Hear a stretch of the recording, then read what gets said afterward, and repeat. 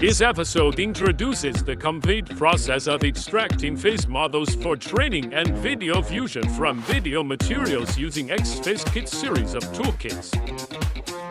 The demonstration case uses 2 videos from Deep FaceLab for the demonstration operation. First of all, we need to clarify that the XFaceKit Lab software is used in the step of preparing portrait materials. Secondly, we have downloaded the required videos in advance, namely the SRC video and the DST video. Here, SRC refers to the portrait that will be replaced with, and the DST refers to the portrait to be replaced.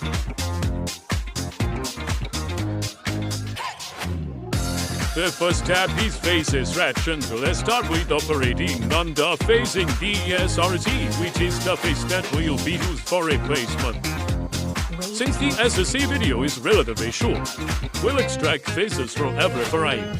Set the resolution to 256.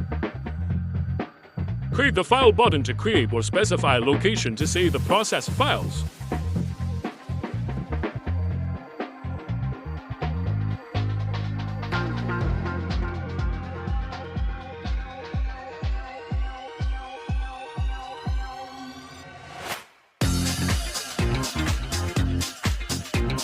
Confirm the settings and parameters, and then click the Auto Extraction button.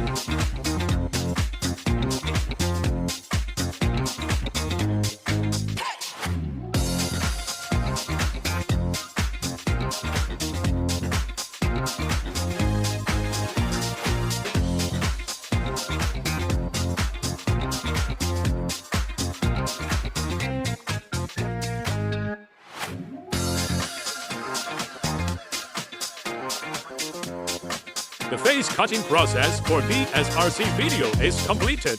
The operation steps for the DST material are the same. Alternatively, you can switch to the video fusion interface to operate for saving time on portrait fusion processing in the video fusion interface. Firstly, we select the target video to be processed. Then, confirm to start from the first frame and click the Auto Extraction button.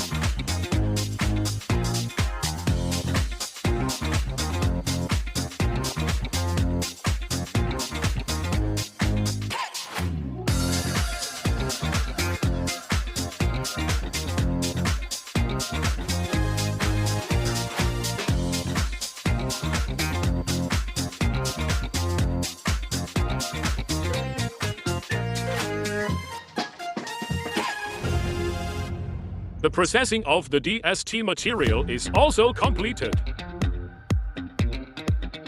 After completing the face cutting steps for both DST and SRC, we are now going to start the second part, creating the FSM format for model training.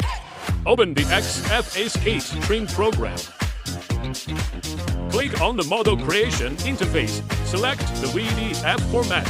Set the resolution, and choose the other parameters as their default values. Click to create an FSM model. Select the storage location for the model and name it.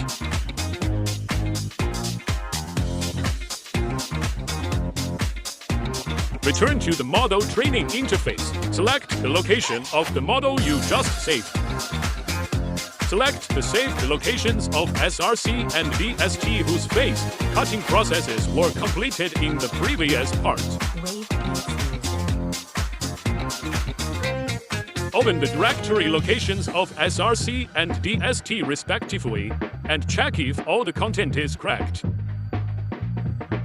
Click Start Training.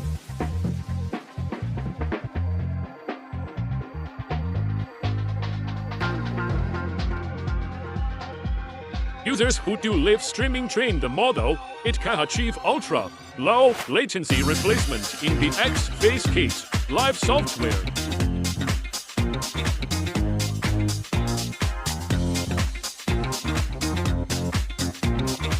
Here, to save time and clarify the process, we trained the model for 8 minutes to an incomplete state. Now, let's continue with the process. Suppose the model has been fully trained, given enough time. How do we test its effectiveness and use it?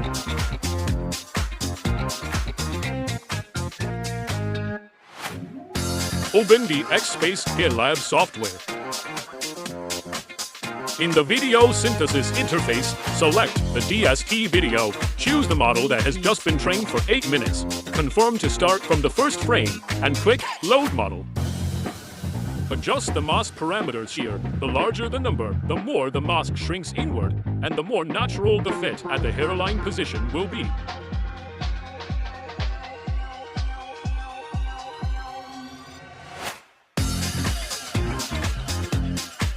This is the replacement effect of a model trained for just a few minutes. Your models will achieve better results if given more training time.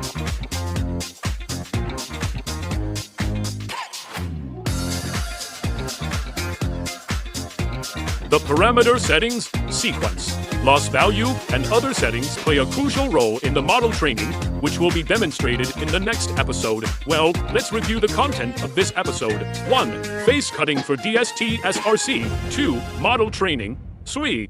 Video fusion. If you're interested in our videos or have any questions, please feel free to contact us. Thank you for watching.